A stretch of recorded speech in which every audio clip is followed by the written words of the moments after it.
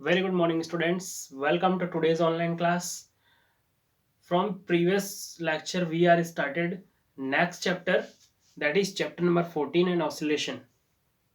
And we have discussed about the what is oscillation, what is periodic motion, and we are discussing about displacement. Displacement में हमने देखा था कि जो oscillation होता है, ऑसिलेशन कैसे होता है, किसी एक मीन पोजीशन के to and fro, to and fro means एक डायरेक्शन एंड जस्ट उसके अपोजिट डायरेक्शन. हमने पेंडुलम का एग्जांपल लिया था कि पेंडुलम में अगर ये मीन पोजीशन होता है तो इसके टू एंड फ्रो जो दोनों साइड मीन पोजीशन के दोनों साइड में जब ऑसिलेशन होता है या डिस्प्लेसमेंट होता है तो इसको हम बोलते हैं oscillatory motion. Oscillatory motion always done in to and fro motion, मतलब इस मीन पोजीशन के दोनों डायरेक्शन में क्या होगा, मोशन होता है.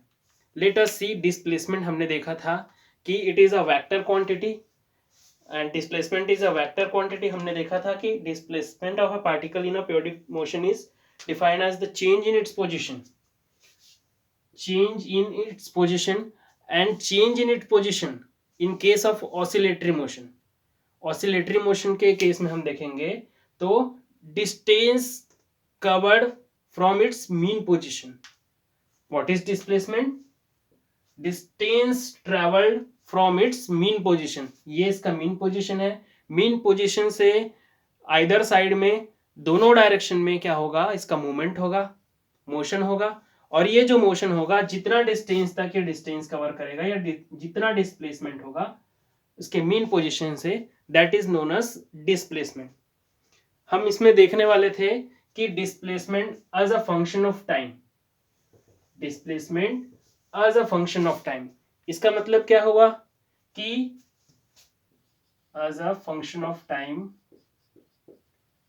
इसका मतलब ये हुआ कि डिस्प्लेसमेंट जो किसी ऑसिलेटरी मोशन में हो रहा है वो टाइम के साथ में क्या हो रहा है, कम या ज्यादा हो रहा है. मतलब t is equal to zero time पर मान लेते हैं कि वो मीन पोजीशन पर है. For example t is equal to zero time पर ही वो मीन पोजीशन पर है और उस मीन पोजीशन से हम देखते हैं कि वो ऑसिलेशन स्टार्ट करता है. तो ऑसिलेशन स्टार्ट करने के लिए वो t is equal to zero time से क्या होगा, ऑसिलेशन स्टार्ट होगा. और किसी t is equal to t1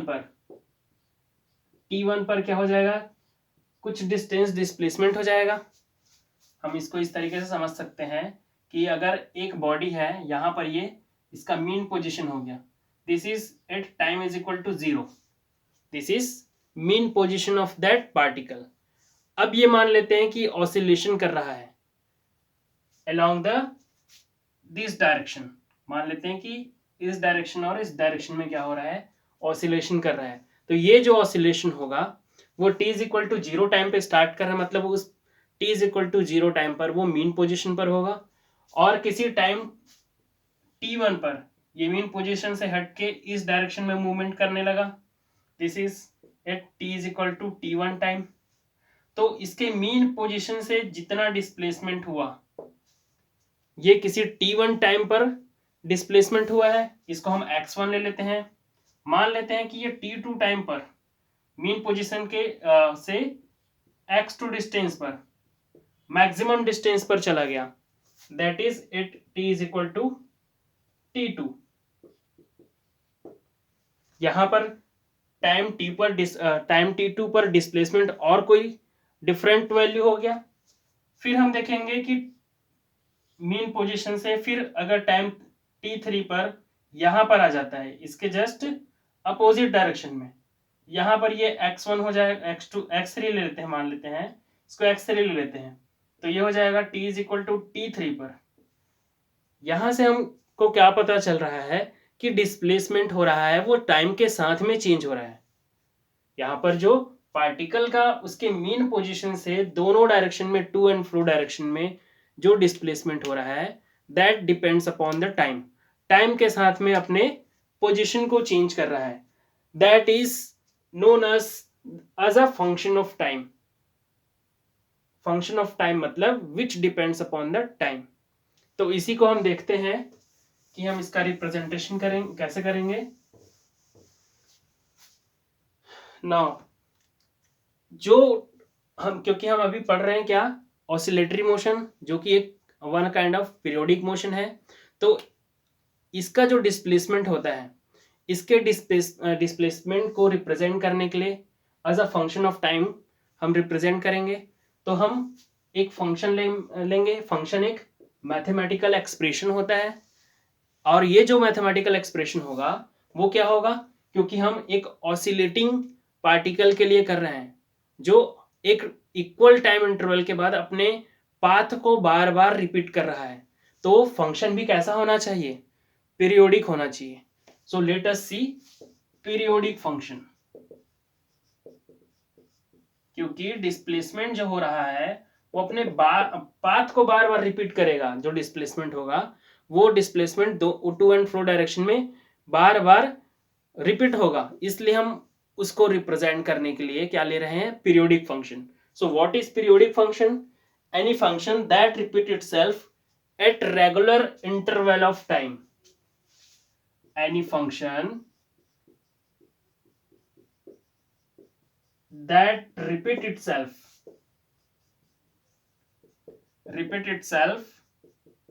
at regular interval of time। इसका मतलब क्या है, देखते हैं कि इसका मतलब क्या है। मान लेते हैं, हम कंसिडर कर लेते हैं कि F theta is a function, और इसको हम ले लेते हैं पीरियोडिक फंक्शन। हम एक पीरियोडिक फंक्शन कंसिडर कर लिए एफ थीटा, और इसका जो हमने डेफिनेशन देखा है कि periodic function repeats itself at regular interval of time, मतलब एक रेगुलर इंटरवल के बाद फिर से वही वैल्यूज आना स्टार्ट हो जाएंगे जैसे कि पहले था। तो इन दैट केस हमने देखा था कि टाइम पीरियड ऐसा होता है कि एक रिपीटेशन या एक कंप्लीट रिपीटेशन कंप्लीट होने के बाद सेकंड जो रिपीटेशन स्टार्ट होता है वो सेम पाथ को ही फॉलो करता है। तो सिमिलर केस में एफ थीटा प्लस टी, जिसमें हमने कैपिटल टी को टाइम पीरियड लिया हुआ था, तो टाइम पीरियड टी एक बार कंप्लीट हो गया, फिर थीटा आ गया, दैट केस में that will be equal to F theta.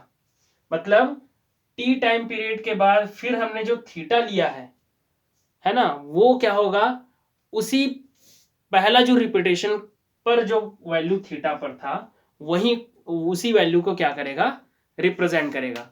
It is the periodic function. So it is the property of periodic function that F theta plus T is equal to F theta, where T is the time period.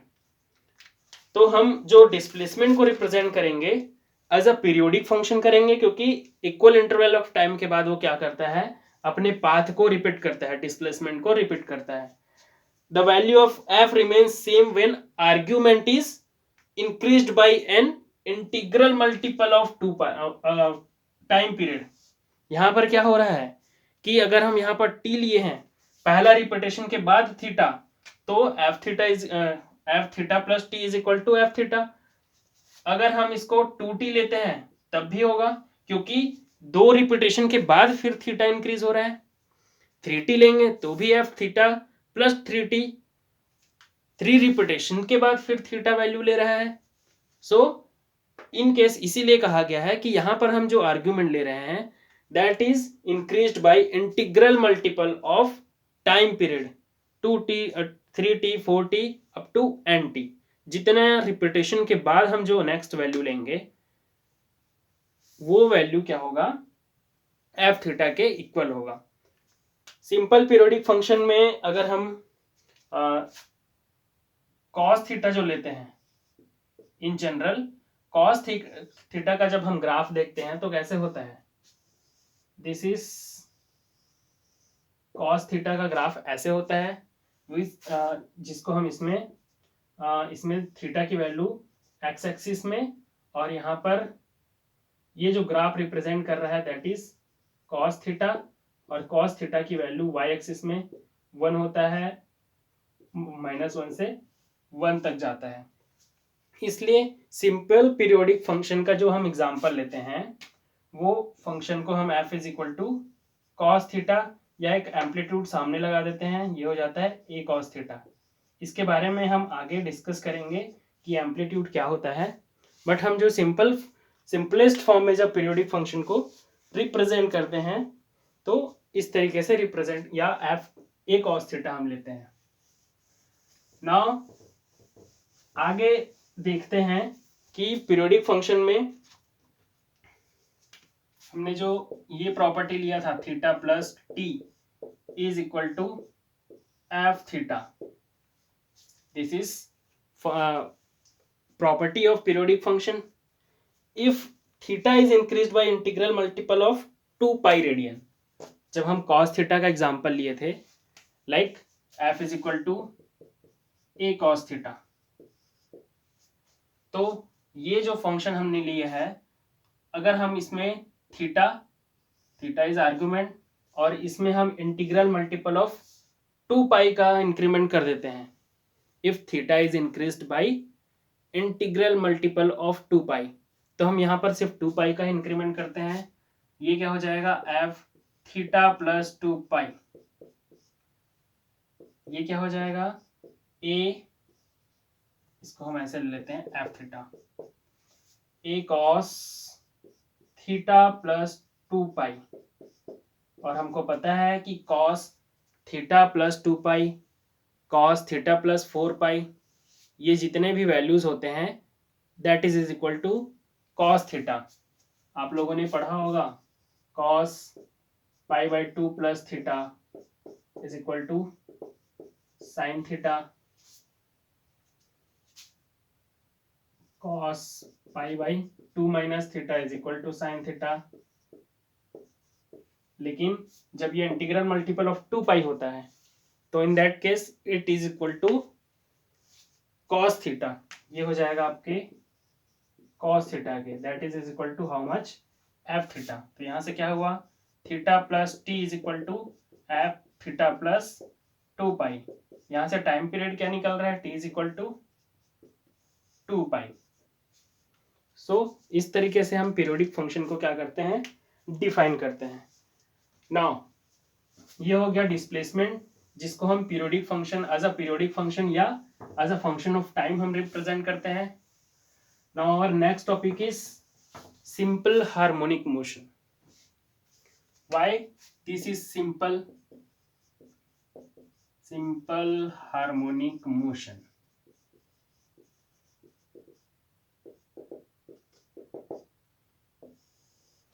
इसको shortcut में SHM भी कहा जाता है, हम shortcut में SHM बोलते हैं। और आगे जितने बार भी हम सिंपल हार्मोनिक मोशन की बात करेंगे, हर बार हम क्या बोलेंगे, SHM बोलेंगे। So what is SHM? A particle is said to be in SHM। एक पार्टिकल कब कहलाएगा कि वो सिंपल हार्मोनिक मोशन में है? Let us see if it moves to and fro, क्योंकि हार्मोनिक मोशन में हमेशा क्या होगा, कोई बॉडी टू एंड फ्रो किसी एक मीन पोजीशन से टू एंड फ्रो मोशन करेगा। बट सिंपल क्यों बोल रहे हैं, let us see if it moves to and fro about an mean position under the action of restoring force, या ये भी बोल सकते हैं under the action of only restoring force.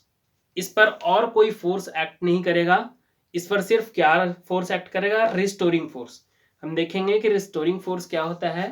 तो हम देखेंगे कि simple harmonic motion when a particle is said to be in SHM, simple harmonic motion, when it moves to and fro about a mean position under the action of restoring force acting on the particle, which is directly proportional to its displacement, and restoring force which is directly proportional to proportional to displacement, इसके displacement के directly proportional होता है. So if the displacement of the oscillating body is x, if displacement को हम consider कर लेते हैं is x, अगर कोई एक पार्टिकल, ये मीन पोजीशन है, इसको हम O से डिनोट कर रहे हैं, और इसके मीन पोजीशन से ये किसी एक डायरेक्शन में x डिस्टेंस ट्रैवल करता है, that is displacement from its mean position. अब ये मीन पोजीशन से x डिस्प्लेसमेंट करता है, तो restoring force F is directly proportional to x, and this restoring force is directed just opposite to displacement. इस proportionality को हटा देते हैं, इक्वल लगा के हम एक प्रोपोर्शनलिटी कांस्टेंट लगा देते हैं, that is k. k is force constant, या इसी को स्प्रिंग कांस्टेंट भी बोलते हैं, स्प्रिंग कांस्टेंट या force constant. And this minus sign indicates that force is always directed opposite to the direction of displacement. Displacement के जस्ट अपोजिट होता है. नो, यहां पर जो फोर्स कांस्टेंट दिया हुआ है, व्हाट इज फोर्स कांस्टेंट, ये तो समझ आ गया कि F is directly proportional to x. अगर वो मीन पोजीशन से जितना ज्यादा डिस्प्लेसमेंट करेगा उस पर रिस्टोरिंग फोर्स ज्यादा होगा. फॉर एग्जांपल, ये जो रिस्टोरिंग फोर्स लगता है, ये हम स्प्रिंग की ही बात करते हैं. आप लोगों ने मैकेनिक्स में पढ़ा हुआ है. मान लेते हैं कि ये स्प्रिंग है, और इस स्प्रिंग को हम क्या करेंगे, मान लेते हैं इसका लेंथ L है. अब यहां पर इसका जो स्प्रिंग को अगर हम थोड़ा सा पुल करके थोड़ा सा इसके लेंथ को इंक्रीज करते हैं, थोड़ा सा ऐसा खींचते हैं, खींचने से क्या होगा, हमने उसका डिस्प्लेसमेंट किया. अब उस पर जो रिस्टोरिंग फोर्स एक्ट होगा, हमने जितना ज्यादा डिस्प्लेसमेंट किया है उस पर उतना ज्यादा फोर्स उसके जस्ट अपोजिट डायरेक्शन में लगेगा. इस चीज को आप खुद फील करोगे. जब स्प्रिंग को आप ऐसे खींचोगे तो जितना दूर तक खींचोगे उतना ज्यादा आपको फोर्स अप्लाई करना पड़ेगा. और ये फोर्स अप्लाई क्यों हो रहा है, because of force, restoring force. क्योंकि जितना ज्यादा रिस्टोरिंग फोर्स उसके जस्ट अपोजिट डायरेक्शन में लग रहा है, उसको बैलेंस करने के लिए आप उतना स्प्रिंग पर फोर्स अप्लाई कर रहे हो. मान लेते हैं कि ये स्प्रिंग है, स्प्रिंग को आप जितना खींचोगे उतना ज्यादा आपको फोर्स की आवश्यकता पड़ेगी, उतना ज्यादा उस पर फोर्स लगाने की आवश्यकता पड़ेगी. तो वहां पर रिस्टोरिंग फोर्स उतना ज्यादा लग रहा है, तभी हम स्प्रिंग को हम खींच पा रहे हैं, और उसको बैलेंस करने के लिए ही वहां पर रिस्टोरिंग फोर्स लग रहा है. तो इस केस में क्या होगा कि मान लेते हैं x डिस्टेंस डिस्प्लेसमेंट किया हुआ है, ये स्प्रिंग x डिस्टेंस तक हमने उसको खींचा हुआ है, तो रिस्टोरिंग फोर्स होगा उसके जस्ट अपोजिट डायरेक्शन में, इसके मीन पोजीशन के साइड में क्या लगेगा, रिस्टोरिंग फोर्स लगेगा. और ये जो रिस्टोरिंग फोर्स लगता है, that is directed just opposite to the direction of displacement. Displacement के अपोजिट में लगता है. Force constant, let us see what is force constant. हमने जो प्रोपोर्शनैलिटी लगाया है, यहीं से आपको पता चल रहा है कि फोर्स जिसका यूनिट होता है न्यूटन, फोर्स का यूनिट होता है newton, and X is a displacement जिसका यूनिट होता है metre. So what is force constant. Force constant को अगर हम यहां से लेंगे तो F upon X minus F upon X is equal to small k, that is force constant. इसको अगर आप डिफाइन करने की कोशिश करोगे तो क्या होगा, defined as the restoring force produced per unit displacement, because F is restoring force. Restoring force act per unit displacement.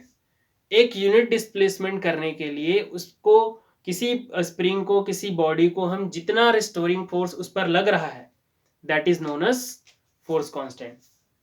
SI unit of force constant K will be how much? Newton upon meter. Newton meter inverse. That is force constant. Example of SHM,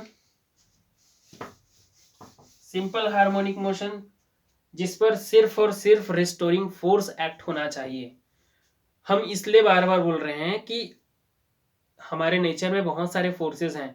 अगर हम हम pendulum को, जिसके पास अगर वो metal body का है या वो चार्ज्ड पार्टिकल है जिसका हम ऑसिलेशन करा रहे हैं, अगर हम उसको किसी इलेक्ट्रिक फील्ड में ले जाके ऑसिलेशन कराएंगे तो उस इलेक्ट्रिक फील्ड के कारण उस पर जो फोर्स लगेगा, उसके इन्फ्लुएंस के कारण वो जो फ्री मोशन कर रहा है, फ्री ऑसिलेशन कर रहा है, वो ना करके उसके इन्फ्लुएंस के कारण उसका कुछ टाइम पीरियड, कुछ एम्पलीट्यूड, ये सब चीजें चेंज हो जाएंगी।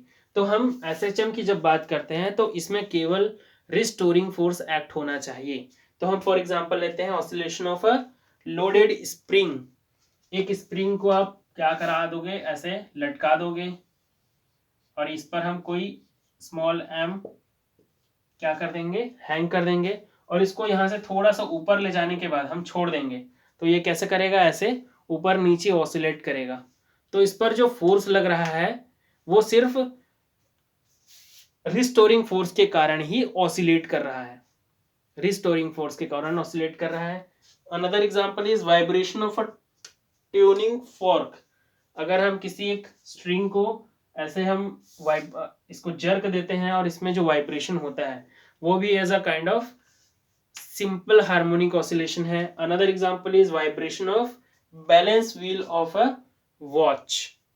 तो बैलेंस व्हील का जो वॉच का जो बैलेंस व्हील होता है, या हम पेंडुलम जो लेते हैं उसको भी कंसिडर कर सकते हैं, तो उसमें जो ऑसिलेशन होता है वो भी एक एग्जांपल ऑफ एसएचएम है। Now next, important properties of SHM. हम उसके कुछ इंपॉर्टेंट प्रॉपर्टीज को देख लेते हैं। What are the important properties of SHM. यहां तो वैसे हमने डिस्कस किया है तो आपको समझ में आ जाएगा कि क्या क्या प्रॉपर्टीज हैं। लेट अस सी, हम डिस्कस करेंगे तब समझ आएगा। Motion of particle is in periodic. First property is periodic motion. जो एसएचएम होता है एक one kind of a periodic motion. Second property, let us see, it is a oscillatory motion of a simplest kind in which the periodic oscillations back and forth about its mean position.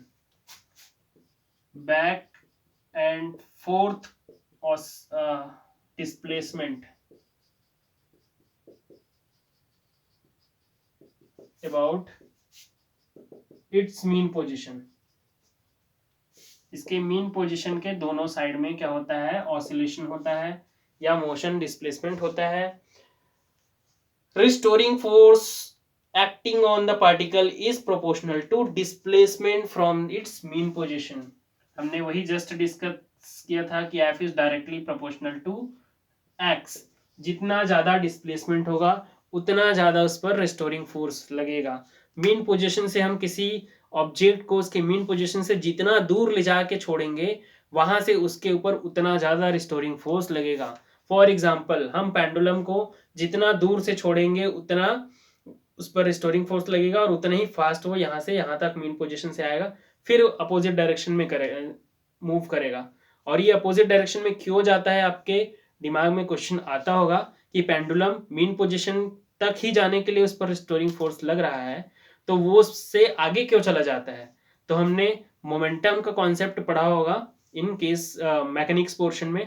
तो जब उसके पास momentum होती है तो velocity और मास का जो multiplication होता है उसके कारण वो क्या करता है, वो आगे चले जाता है। Now next, force acting on the particle always oppose the increase in its displacement. Fourth point is restoring force acting on the particle always oppose the increase in its displacement.